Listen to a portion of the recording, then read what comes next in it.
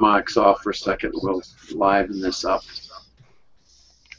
Welcome everybody to tonight's INE Network broadcast get together. We do a couple of weekly webinars. The Thursday night session is for members who troubleshooting and trying to make the internet part of what we're doing work a little better for everybody. Welcome to all of you that are in the film strip. We've got a full show again, and those of you that are over sitting on YouTube, we appreciate your attendance and participation. I'm working really hard on getting it fixed to where we can involve all of you in any given show. And there's others that are doing it, so we're going to be able to figure it out, eventually merge everything here for everybody. We've got quite a few on the show tonight, from Canada to Florida to Kansas to even Oklahoma. Imagine that. My gosh, we can get Oklahoma involved, pull everybody in. Even Pennsylvania is represented tonight. So we've got a fun show. This is we really pay these guests a lot to come and sit in and participate. So all of you want to listen very carefully to their words of wisdom, because these are the smartest people in the world. And I paid a fortune to get them to come and participate with the show tonight. So, alrighty, we're talking a little bit about this troubleshooting side. I've had a really challenging day with my sandblasting all day. And it ought to be a project that should just drop right into place. I've done so much of it, but all of a sudden I'm having trouble with either the film or the glue. And something squirrely. It isn't working like it should, and it's troublesome to blast. It slowed it way down, which is really frustrating. But I'm of the kind of a nature, I'm a good troubleshooter. I think we were talking a little about how you learned to solve problems, how you did your diagnosing of what really is the problem, because that's the whole issue. It can be very subtle little things, especially in sandblasting, that can be giving you grief. And until you sort that out, it can be rather interesting and rather challenging. Tell them the story, Mel, about your Jeep. We didn't have the show lit up. We were halfway through it there. So.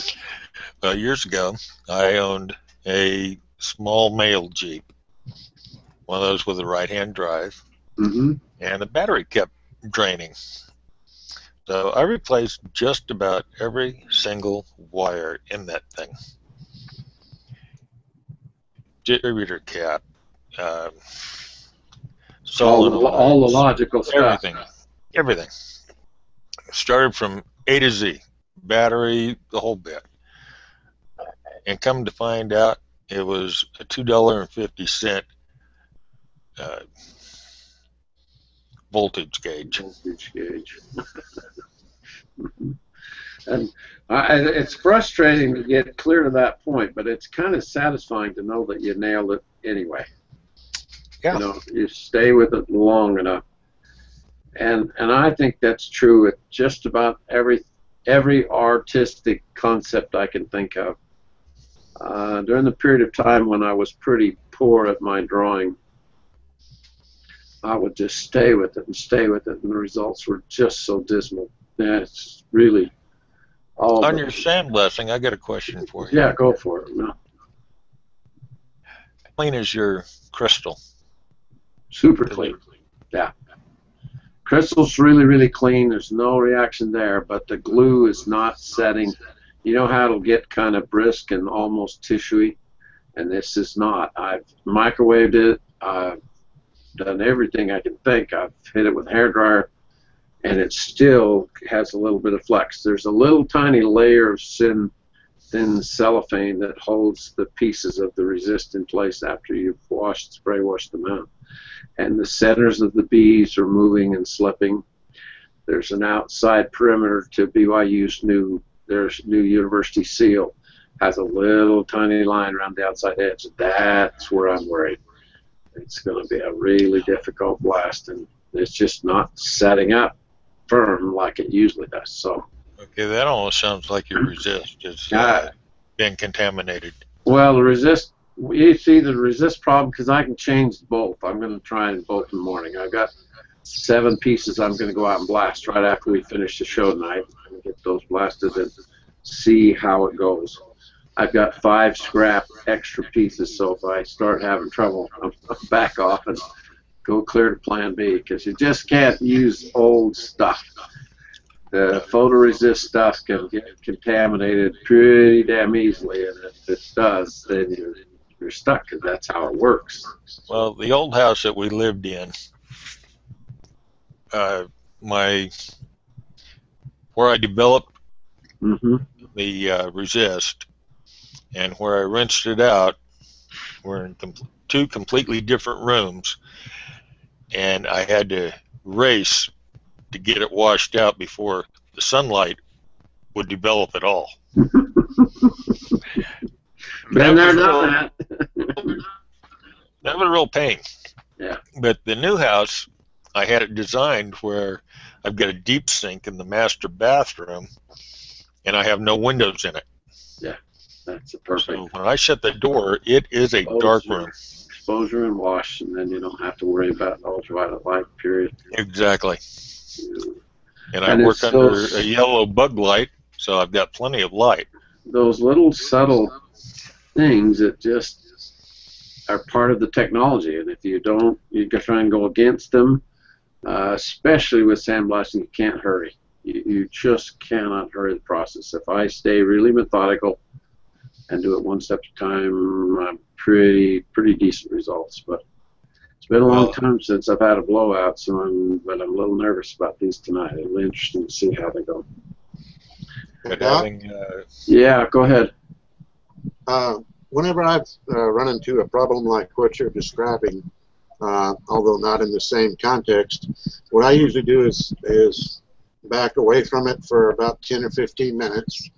Then I'll go back and I'll look at each item one at a time, and if one thing is working, then I'll go to the next and see if I'm having a problem with that, and if that's working, then I'll move on to the next. In other words, I start right at the very start and try to troubleshoot each and every item as I go along. But I always, when I start running into a problem like you have, then I stop and take a break for about 15, 20 minutes. I don't even think about it. And then as that time is over, I go back in and I say, okay, now let's look at what we've got, and I take it one step at a time. And each item that I'm using, I'll look at it and test it and see if that works. And if that works okay, then I'll go to the next thing and I'll test it. So it's just a matter of, it's exactly like a break. When Mel said to go back to basics. You just have to. You can't try and stumble forward unless you go back to kind of ground zero, and then make those methodical steps forward until you sort out what the problem is. It's the nature of a person to do that. It's what I'm really curious about at this point, because Tammy and I have a kind of an unusual role in this 30-year period where brand new people see us on the web, they see the videos, they see the web stuff, and then they say, oh, hot damn, I'm going to do this. Then they get their kit. I start trying to teach them what to do and how to do it, and then they start having those early problems because they still don't really understand exactly what it's going to take to make, especially the blasting work. Well, they're both a little tricky. They're using the drill the first little while with the engraver. Boy, you can have all kinds of struggles that are things you just aren't even aware of enough.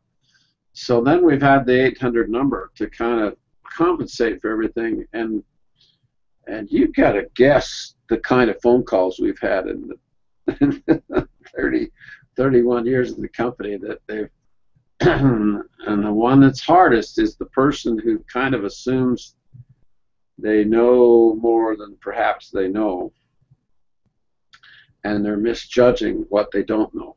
They just, well, I've used a Dremel for 30 years of my life, so I shouldn't have any trouble with this new high-speed thing, except they are, and except they do. And so that, to me, is kind of the thing that I think follows right on the backside of last night's show, was your mentality about how you go about your doing is largely what I think brings successful results into your life.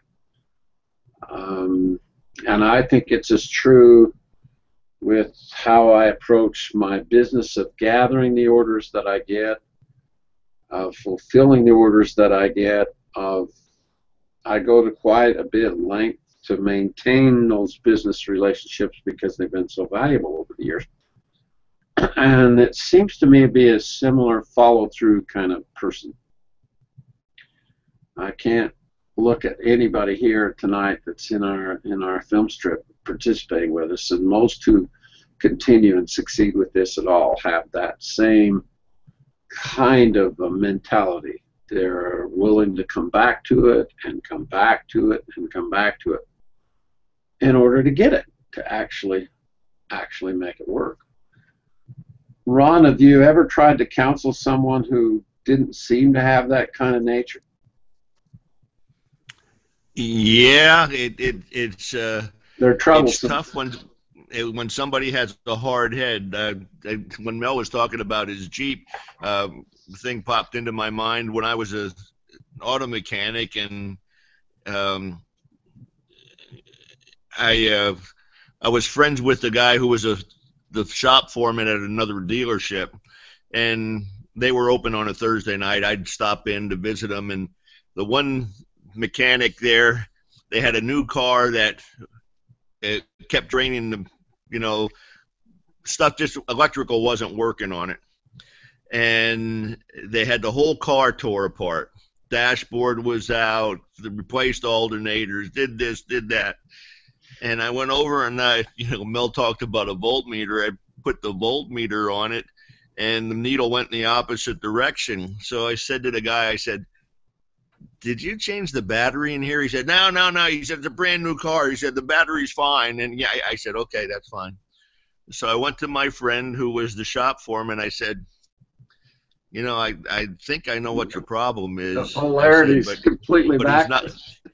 But he's not listening to me. He said, "What is it?" I said, "The battery."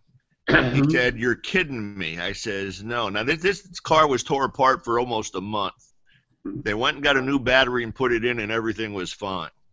And, it's like Mel said, the simplest thing, they overlooked. And he was going into all the big stuff, and, well, it's got to be this, it's got to be that. And it was, okay, it's the simplest thing. Another example is that's how tough it is to get through to some people sometime. And, but as far as stuff not working, down here we have Comcast cable, and we have a little digital box for the digital signal. And sometimes the TV just goes haywire, and you lose channels. And so I called them up one time, and she said, "Well, unplug it, leave it off for 30 seconds, and plug it back in." I said, "Well, we didn't have any electrical outage." She said, and I'm being the hard-headed one. Yeah. And she said, "Well, just give it a shot." Unplugged it. 30 seconds later, plugged it back in. Everything was fine. It had to reset itself. So it taught me a lesson. Just do the simple stuff. Try the simple stuff first. And but even me, sometimes I get to be that hard-headed guy that thinks he knows it all, and I don't. One of the great stories of my life happened when I was fairly early in the business, and I'd flown down to Fresno for a show, and I stayed at the Holiday Inn there in Fresno. It used to be one of those embassy suites, and they're all an internal open. The hotel rooms are all the outside perimeter, and they open inside with the courtyard thing. And then they had the escalators that rode up on the inside edge of the rooms on all the corners. And I had been to meetings, and I came back, I guess 5, 6, 7 o'clock, and I went in, and I got into the elevator to go up to my room with these two guys that had been drinking a little heavy, and they were just lit. They were having so damn much fun. And they got on and said that they had been on the wrong floor, and they had to come back and go again because they got off on the wrong floor and their key wouldn't unlock the door. And so I was kind of just chuckling to myself, thinking, well, if you're going to drink, then that's the price you got to pay. And I got off on the very next floor and went around to the room, tried to make my damn key work. It wouldn't work in that door lock no matter what. And I was so frustrated. And all of a sudden it dawned on me I had done the exact same thing, except I didn't have the excuse that those old guys had. And I think I hope we all bump into ourselves every now and again where, you know, we thought we knew, but then we didn't know, and then we suddenly discovered that, oh, there's this whole revelation happening here because I thought I knew, but I didn't know. And boy, if that doesn't affect business and your activities in these skill areas, between airbrushing, sandblasting, and engraving, it's just a constant learning curve. And everything it takes to do in business to make it succeed, to me, is what we have to wrestle with. I've watched people like Rick Woodard and Ken Brown. Craig called me today. He's training one of our new veterans, Doug McPherson's got another course with Craig right now, and they called today, and he's just done he's got a lot of talent, a lot of ability already. But now he's going to start seeing what the marketing part of our whole business effort here is really, I think, the biggest challenge. Biggest challenge of all is how in the hell do I make it work in the marketplace? And it seems to me it's the same kind of attitude of those who succeed as opposed to those who do not have a similar approach to their whole life. They're problem-solving, troubleshooting, generally positive people, and they just don't let the negative crap blow them out of the water. That's no matter what. Kind of how it goes. Now, I'll warn all of you, if I go out and I screw it up sandblasting here, as soon as the show's over, you'll be able to hear me clear across this country. There'll be a couple of, I do know how to swear. I'm afraid I got that cussing thing down. Now, don't forget to tighten the plug in the top of the pot. Yeah, Mel knows that story too. Hey, I've done it myself. I've wrecked more than one ceiling with that plug in the top of the pot. Just forget to put it back in and can create your own fired up air volcano. Fog. There's a brand new Hilton Hotel in Fort Lauderdale, Florida that's got probably my sand still on the ceiling somewhere. I had some bad times with that on different occasions. Lou, I just thought of something else. Even though we might have been doing something for many years and got to a part of it where we do it pretty well, and we start on something new, you have to go to somebody who knows what they're doing. When I started doing the sandblasting and doing stuff, and it's like, okay, I'm having a problem here, so I called Mel, and Mel says, well, did you do this? Did you do that? And it's like, don't be afraid, no matter how long you've been doing something, no matter how successful you are, if you start doing another part of the process, don't be afraid to ask for help and go to somebody who's been doing it and get some help, because if I wouldn't have, I'd have played around for who knows how long till I would have got it squared away. And but you just have to learn to sit back and realize you don't know everything, or you have to learn it, but talk to somebody who knows. You'll forget occasionally. That's why having our master circle and our resource that goes on down the road with all of us participating, to me, is so valuable. I don't know if we've done much of anything else, but that to me feels like it's growing into something really effective.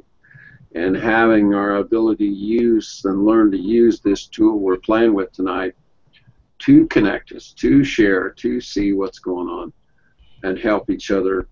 Shouldn't that help us all do better in the long run? Joni? I had a problem last week when I was trying to do some blasting, and Yeah. I had a brand new box of the Resist, and I got it all out, and I was doing a small pattern, so I did it all with one sheet. Oh, I was trying. I tried 10 times, and it wouldn't work, and I was just furious. So I just set it aside and walked out for a while, and then when I came back in, I noticed something. When I went to lift up the other pages of Resist that was laying flat in the box, they were sticking in places. And all of a sudden it dawned on me, I had put the box of Resist in my refrigerator. I have a small refrigerator in my studio. Yeah. I thought, well, this would be a good place because we've had such really hot weather. And I put it in there thinking that that would protect it. It would be dark and I wouldn't have any effect. But I come to find out that somehow or another dampness got into that box when I put it in the refrigerator, and it ruined the whole thing. Condensation killed it, yeah. Yeah. Mm-hmm. I had one occasion, this is just the funniest one. One of my grandsons decided to come into my studio when I wasn't there, and Ethan had opened up the box of Resist in the regular light. Mm-hmm. So he exposed the whole damn box all in one stroke. And there was good 10 sheets, $100 worth of film in there. And it took me forever to figure out that it was already exposed, because it shouldn't have been.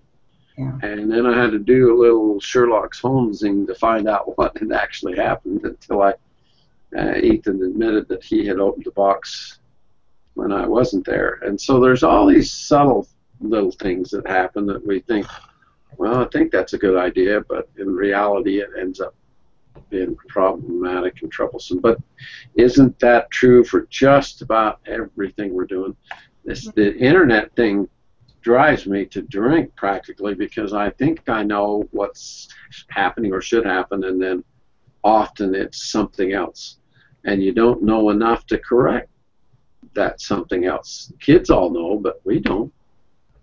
Yeah.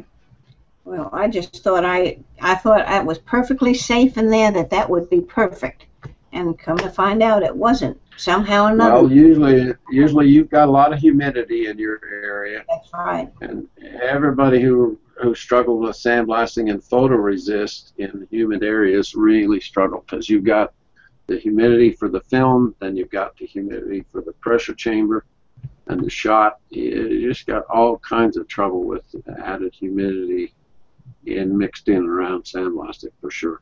Well, it just made me so mad at myself that I should have known better than to leave it in the refrigerator over a period of time. Yeah, just a dark place. I like to put it as not cold, but as cool as potted. I don't like it direct in the sunlight, because that will kill it if it's laying in the box in the sunlight. That'll also cook it and makes it separate funny. So delicate little issues. Yeah. Subtle little things we have to wrestle with. I liked what you put up, Jay. I saw today your frying pan. Did all of you see his engraved cowboy girl frying pan? Was that cool? Oh. That one was a lot of fun to do. That ought to open up some doors. There's a lot of that out there. Works good on Dutch ovens. So I did a lot of Boy Scout Dutch ovens over my life. That frying actually has kind of a funny story that goes with it. Lady got a hold of me and asked me if I could, do something like that. I said, sure, no problem, So I get it all done. She comes and picks it up, just falls in love with, the design that I did on there, because she said, here's the frying pan, here's my basics, you figure out from there. Put whatever on it. I said, okay. But she came and picked it up and all that. About 3 days later, she brings it back. I said, is there a problem? She goes, oh, no. I just wondered if you could go in around everything and cut it in deeper. I'm like, well, yeah, I could. It's going to, cost you extra for me to do that, because it's going to take time. She goes, oh, that's fine. You just need to cut in, again, about twice of what it is. I really want it cut in deep. I said, Okay, so if you don't mind me asking, why do you want to like this? And she kind of chuckled at me and looked at it. She goes, that way, if I got to grab it with both hands and hit my husband upside the head with it, it's going to leave a good imprint. That's a great story, Jay. Especially if it's a little hot. Yeah, that's fun. I just thought that was funny whenever she told me that. I was always going to engrave the inside of a cast iron frying pan and then cook my Boy Scout pancakes with a raised relief image on. You could do that so slick, you cut it relief on the inside of the pan, then pour your pancake in there, you'd have a raised relief pancake when it came out. And I always thought that'd be really clever, but I never did do it.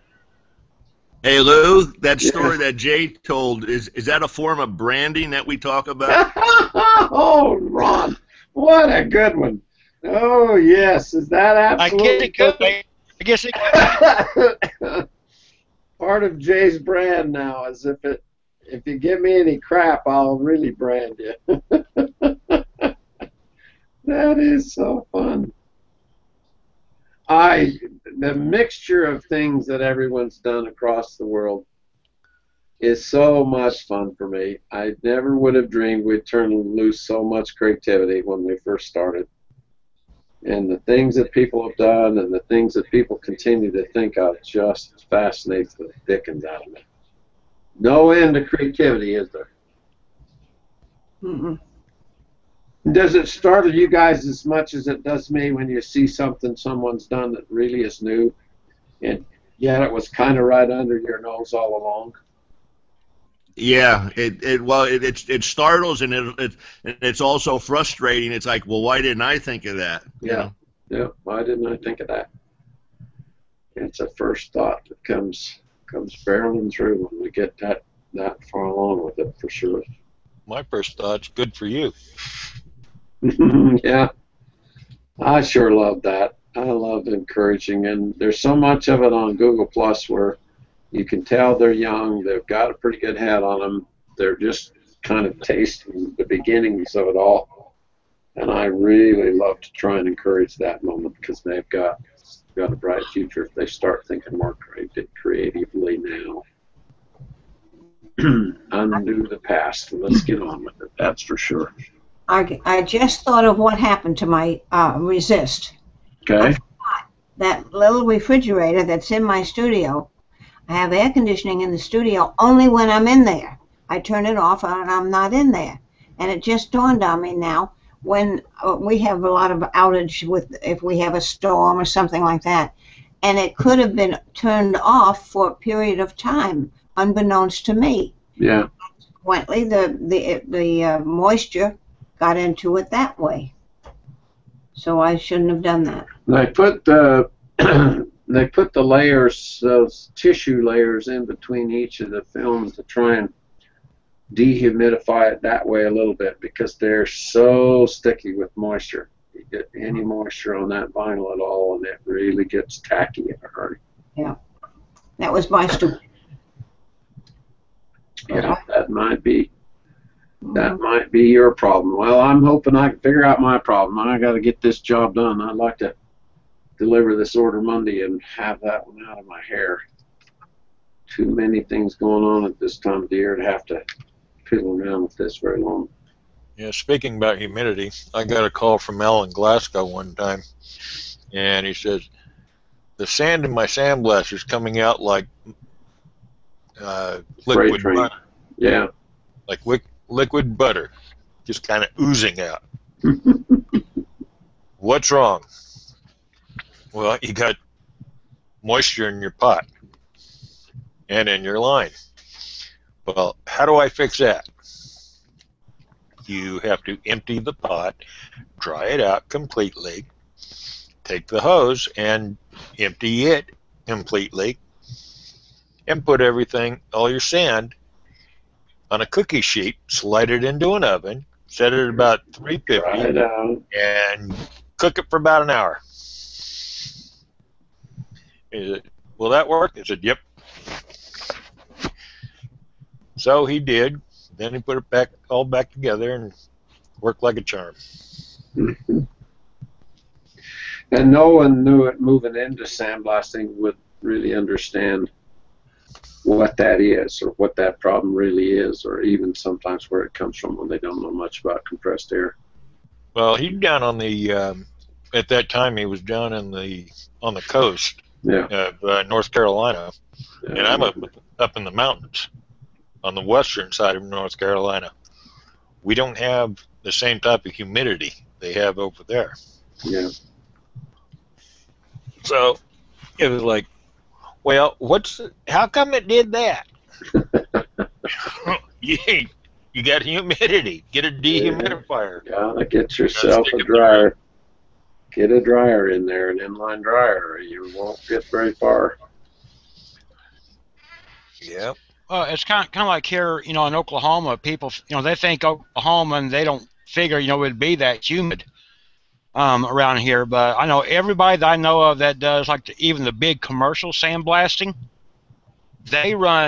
most of them run a minimum of 3 separators and a dryer in line with all their stuff just to keep the moisture out of their sand. Out. Yeah. That's how bad it actually gets around here sometimes. The boys have one of those new screw machines we use so much air at the machining business, and I asked Lance how troublesome the humidity was from the screw machines as opposed to the piston type compressors, and he said that they're actually run a little hotter even. Compress it because they can compress the air so much faster. So it just it's the change. It's part of what makes air conditioning work. It's the same process when you pressurize any fluid, including air. You're going to get a change in temperature from the time you compress it to the time it decompresses, and that generally raises hell with humidity every time. Interesting subject. A lot to it. Well, if nobody else has anything more, I'm going to bow out tonight about this time and go get my people would think blasting you have humidity there around in Salt Lake City, Utah, because they figure, you're in the desert, but you're right alongside that lake. We're alongside the lake, and then the mountains.